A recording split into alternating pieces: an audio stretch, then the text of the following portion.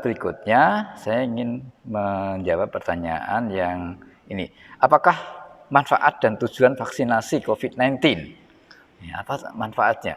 Tentu saja. Jadi kalau kita lihat tadi bahwa COVID-19 ini satu penyakit yang disebabkan oleh virus yang disebut SARS-CoV-2 ya. Jadi suatu virus yang menyebabkan COVID-19. Nah, memang virus ini bisa ditangkal ya atau dilawan dengan obat-obatan tertentu. Tapi sampai sekarang ini obatnya belum tahu nih obatnya apa gitu ya.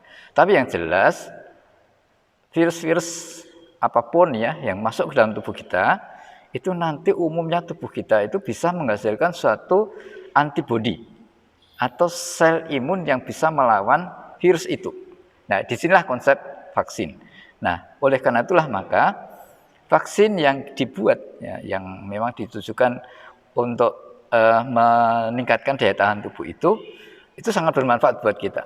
Ya. Jadi manfaatnya bagaimana?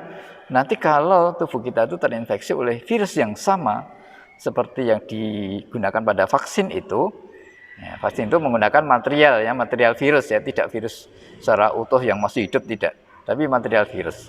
Nah, nanti tubuh kita akan tahu, terus kemudian nanti bisa menghasilkan sel-sel imun atau sel-sel pertahanan tubuh yang bisa melawan virusnya itu. Nah, disinilah manfaatnya dan tujuan vaksinasi COVID-19. Harapannya nanti kalau masyarakat itu sudah divaksin, ya, sudah melakukan vaksinasi, maka harapannya ya kalau nanti terkena infeksi virus masyarakat itu bisa tahan, jadi nggak menjadi sakit ya, tidak menjadi sakit yang itu melelahkan atau bahaya atau bahkan bisa mematikan.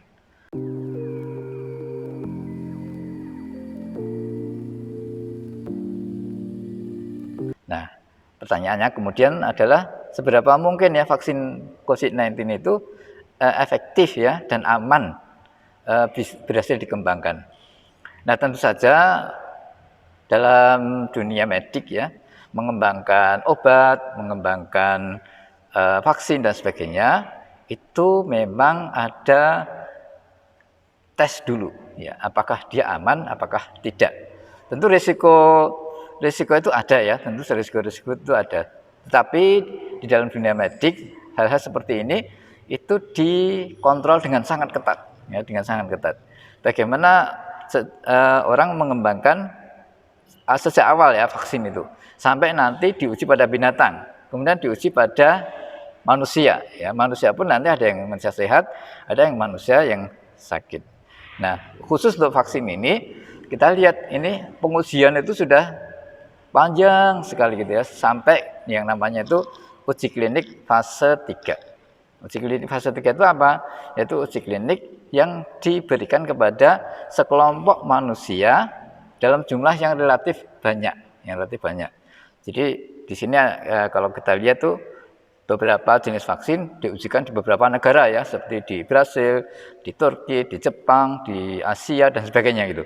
Nah, itu dalam sebelum masuk ke fase uji klinik 3, itu sebelumnya itu dicek dulu fase 1 ya. Fase 1 itu untuk keamanan. Jadi dicek dulu apakah dia itu menimbulkan efek-efek alergi, apakah dia itu menimbulkan efek-efek yang tidak diinginkan ya, efek-efek samping tertentu dan sebagainya. Nah, kalau vaksin itu tidak lolos di fase 1, tidak boleh dilanjutkan ke fase 2, fase 3. Nah, ini yang terkait dengan keamanan. Jadi insya Allah kalau itu vaksin itu sudah sampai fase 3, uji klinik fase 3 itu insya Allah itu fase 1, fase 2 sudah dilewati. Artinya fase yang menentukan keamanan itu sudah dilewati.